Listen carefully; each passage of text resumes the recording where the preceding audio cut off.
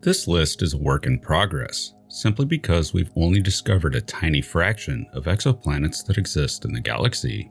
Each year, new ones are discovered in other star systems that expand our understanding of just what circumstances exoplanets in the universe can exist under. Some very different from Earth, some very similar. To date, no twin of Earth has ever been found, however. But as time marches forward, the search continues, and there seems to be no real reason why a second Earth might not someday be found and rocket to the top of the list as candidate planets in which to search for evidence of biosignatures. Maybe we'll find some, and then Earth will truly no longer be a unique world. Thinking in this area has developed in recent years to include a proposed Earth Similarity Index for exoplanets and even habitable exomoons if we ever find any, based, well, on how similar they are to Earth as far as we can tell. Running from 0 to 1, with Earth being the archetypal 1, it does not guarantee habitability. That is a separate issue. Just physical similarities to Earth, such as potential surface temperature, relative distance from its star, density and size, and so on. So here are 10 of the highest contenders based on what we currently know and their place on the ESI scale as potential twins of Earth. Number 10. Kepler 442b, 0.84 ESI.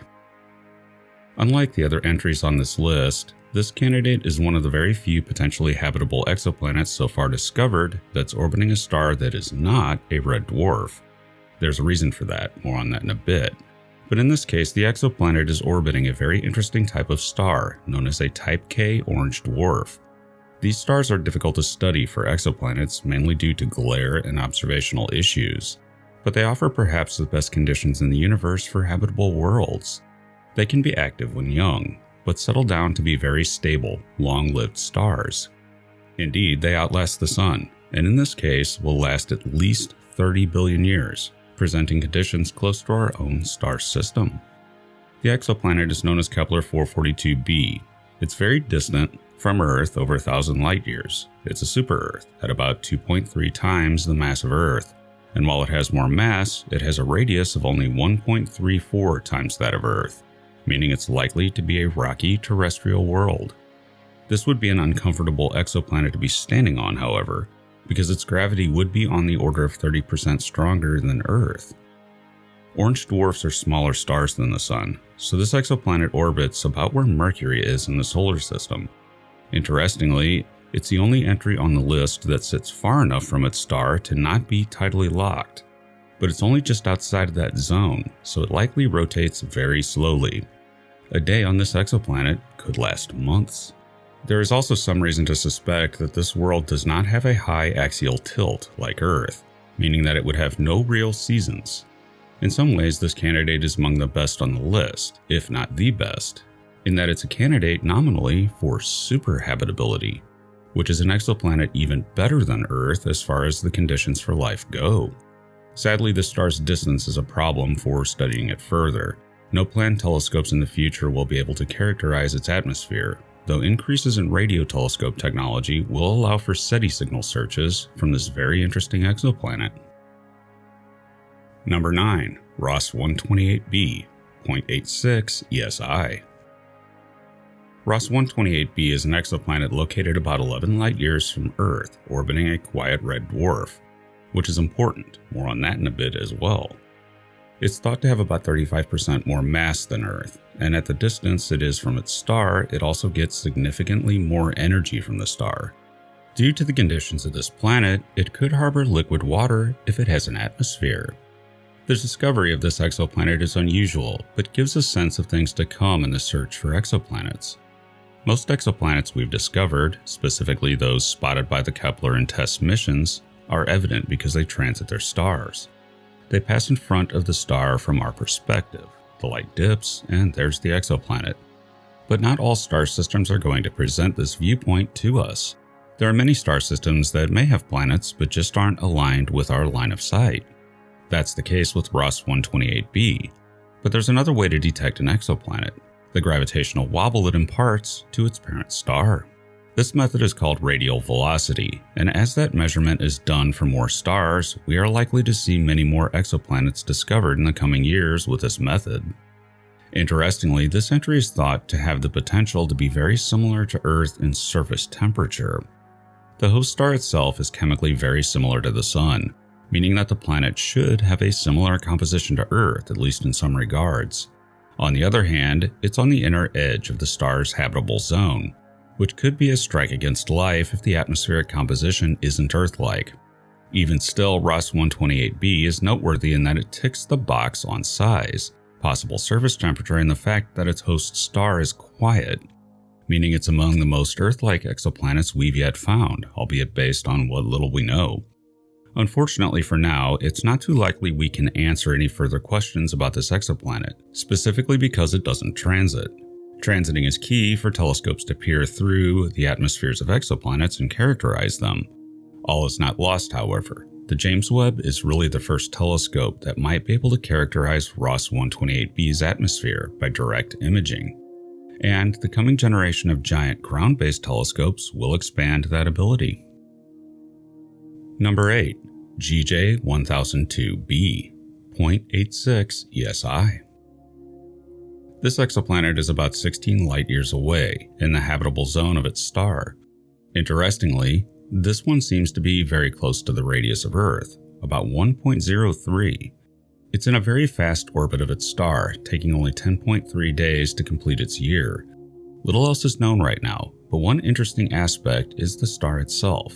It's extremely calm for a red dwarf.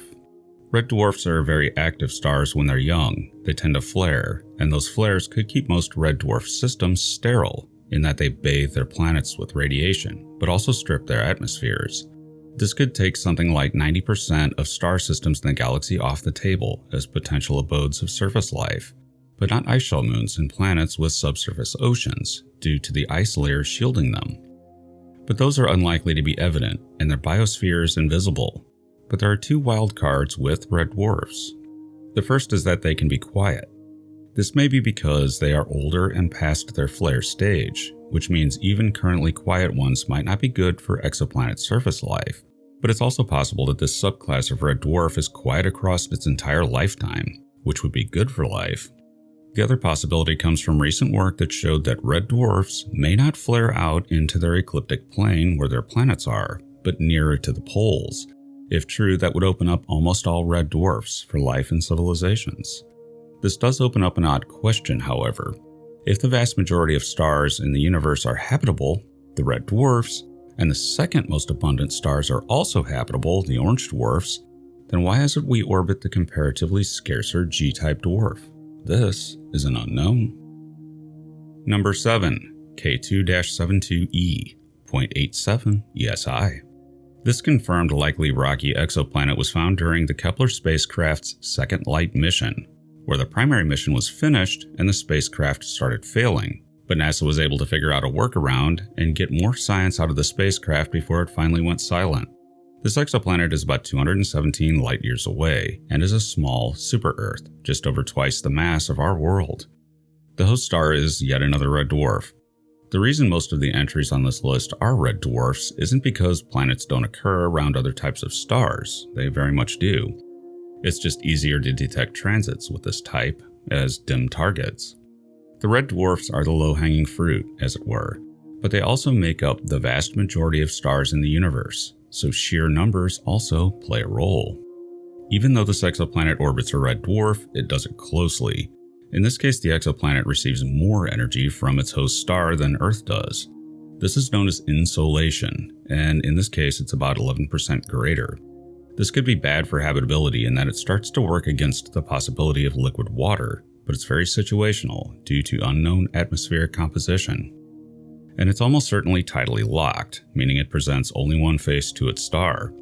The dynamics of this are still not well understood, meaning that planets like this probably circulate heat to the far side if they have atmospheres, opening up the way for life on the dark side of the world, but not so much on the lit side, with a wildcard twilight zone between.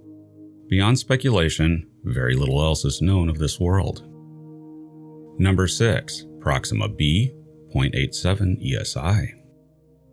Proxima Centauri B stands out on this list because it's the most likely exoplanet that we will actually get close photographs of at some point in the not-too-distant future.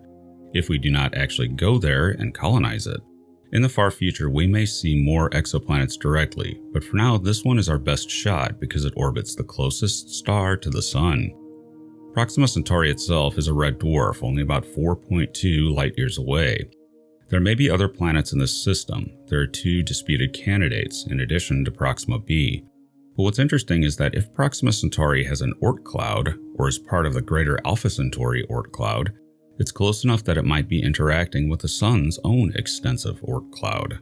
Proxima b was also discovered through radial velocity, but the big problem with this star system is that Proxima Centauri is not quiet. It's a flare star that could have stripped these worlds of their atmospheres long ago. The good news is, being so close, we'll probably find out. One way is direct observation, but there is also the breakthrough starshot, which might send tiny light sail-driven probes to Proxima Centauri, and in decades arrive there and answer many questions about this system. It's a good bet that in a few centuries, we will know more about the Proxima Centauri system than we do any other besides our own solar system. By then, we may even be thinking of going there and making it a second home. Number 5. LP890-9, 0.89 ESI. Located about 105 light-years out, is a high proper motion red dwarf star, about 12% the mass of the Sun, known as LP890-9. It's an unusually cool temperature red dwarf that hosts at least 2 exoplanets. These are recent discoveries from 2022 from the TESS spacecraft, and both are very likely to be rocky terrestrial worlds. But in this case, they are super-Earths, being somewhat larger than our world. One of the planets is not a good candidate. It's not in the habitable zone of the star, but the outer one, known as LP890-9c, is within it, and it's on the list for the James Webb Space Telescope to eventually try to characterize its atmosphere, if it has one. This exoplanet is on the inner edge of the habitable zone, however, and is almost certainly tidally locked. This is very situational because depending on the circumstances of this exoplanet, it could either be Earth-like or a Venus. It could go either way. But the good news here is that JWST should be able to tell the difference. Still, the close nature of the planet to the star may be a count against life due to radiation, though there are alternate hypotheses out there regarding how microbial life could use ultraviolet radiation as an energy source. The other issue is that being a super-Earth, it could well be above the 2 Earth mass limit usually imposed on life. Go larger and it gets increasingly less plausible that a biosphere could exist on such a large terrestrial world. Still, this one comes in at 0.89 on the scale. Number 4. TRAPPIST-1d, 0.91 ESI. Perhaps the most famous entry on this list is the TRAPPIST-1 system, a multiple planet system orbiting a red dwarf just over 40 light-years away. Harboring at least 7 exoplanets, this system hosts 3 potentially habitable worlds with a marginal 4th on the table. Recent evidence from the James Webb Space Telescope, however, have actually begun to start characterizing these worlds in detail, and indeed were among the first targets of the telescope. The innermost member of the system, TRAPPIST-1b, has been found to have no atmosphere at all, with a surface dark in color. It's not a far stretch to say that this world might look something like a darker and larger version of Mercury, perhaps complete with ancient cratering. The second member, TRAPPIST-1c, is much the same, though less certain. It likely has no atmosphere, and if it does, it's probably oxygen-rich, but not from biology. Rather, an open hypothesis about planetary atmospheres orbiting red dwarfs doing this. The next member is where things get interesting. TRAPPIST-1d orbits on the inner edge of the habitable zone of the system. TRAPPIST-1d could well have an atmosphere, though this is as of yet unconfirmed. If it proves to have no atmosphere at all, then it shows that even moderately active red dwarfs strip their planets of atmospheres. If it does have one, then it becomes the innermost planet of the system in which to start looking for biosignatures. This planet could go either way. It could turn out to be a Venus-like world, or it could be a tidally locked eyeball world with a zone of habitability at its permanent twilight limbs, maybe extending to its dark side. Several other candidates for Earth-like worlds exist in this system, but for various reasons rank lower. Eventually though, with this system, the further out you go, you leave the habitable zone and get into members that are likely ice worlds. Number 3. Kepler 1649c, 0.92 ESI. Thought to likely be a rocky planet like Earth, this exoplanet orbits the red dwarf Kepler 1649 with a mass about 1.2 times that of Earth. The planet is likely to be tidally locked, and oddly enough was the most Earth-like planet discovered by the Kepler spacecraft. But it almost didn't see it at all. The algorithm used to sift through the Kepler data missed this planet, kicking it out as a false positive when it wasn't. This is a growing problem within astronomy in general, but especially SETI. The massive amounts of data collected these days just can't be sifted through by a human. It must be done by a computer program. Because of this, some percentage of interesting signals gets kicked out, sometimes because they might be too interesting. And when new ways of sifting old data come available, formerly automatically discounted signals can be rediscovered. It's an interesting thought that somewhere in the SETI data, there may be a signal of alien origin that was simply never seen by a human. And that's what happened with this exoplanet. Kepler 1649c is interesting because it receives about 75% of the radiation Earth receives from the Sun from its own star. The system itself is interesting both because of the Earth-like planet, which comes in at 0.92, but also in that the system sports a nearly perfect analog of Venus, existing under the same conditions and about the same size. Whether it's a hothouse planet like Venus is unknown, but there is a chance that it is. So instead of an Earth twin, it's a Venus twin. While the host star is probably a flare star, this has never been observed, which means that the planet could have an atmosphere and support liquid water. This planet, however, undergoes oscillations in its orbit, due to the presence of the Venus-like planet. What effect this might have on how Earth-like it really is remains unclear. Number 2. TOI 700d, 0.93 ESI. This star system is just over 100 light-years from Earth and sports multiple planets, the outermost known one being TOI 700d, which is basically a super-Earth, at about 1.7 times the mass of Earth. This is still within the confines of planets thought to be potentially habitable, which is usually considered to be anything below 2 Earth masses. This is a red dwarf system, like so many on this list, in this case about 40% the mass of the Sun. But here the planet receives a large amount of energy from its star, about 86% of what Earth gets from our Sun. Still, that might make for a relatively cold world, should it have a thick atmosphere. Strangely, it also has a small chance of being the exact opposite, and being a runaway greenhouse effect world like Venus. It all depends on the composition of the atmosphere. This is favored in that the star appears to not be very active, and another feature is that the exoplanet is estimated to get about the same solar wind exposure as Earth, which also greatly favors an atmosphere. All told, this star is the second highest on the scale, coming in at 0.93 in comparison to Earth. Number 1. Teegarden star, 0.95 ESI. This star system goes to show that we really know very little about the star systems of the Milky Way. Exoplanet searches will require looking at literally tens of millions of red and orange dwarf star systems, a great many of which are undiscovered, potentially even in our local neighborhood. This particular star, a red dwarf known as Teegarden star, was not known about until 2003, when it was discovered at a distance of only about 12.5 light-years from Earth. This is a very tiny star, about 9% the mass of the Sun, and only just large enough to be a star rather than a brown dwarf. Even still, this star system has shot to the top of the Earth Similarity Index, not just for one potential Earth-like world in the habitable zone of the star, but 2. Known as Teegarden star B and C, the better of the 2 being B, which orbits in the optimistic habitable zone of this star, something analogous to somewhere between Earth and Venus in our star system. But being a red dwarf, it's much closer in.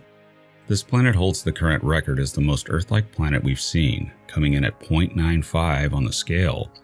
Teegarden C, however, is more analogous to Mars, and while in the habitable zone as well, it's getting towards the outer edge, and thus not as good of a candidate. If it proves to have a thick heat-retaining atmosphere, however, the equation for that world changes to being favored for life as well. But right now, it sits at 0.68 on the scale, which is still good. What really puts this system over the top, however, is that Teegarden star is remarkably inactive for a red dwarf. It does almost nothing, even though sometimes red dwarfs can be violent flare stars. It's also possible on the other side of the coin that these worlds might be oceanic worlds with no land. If that's the case, then other than the potential for marine life to arise, ostensibly near volcanic vents on the seafloor, then they might be very different from Earth indeed, despite being so similar on the scale. There's still much debate on what these planets might be like.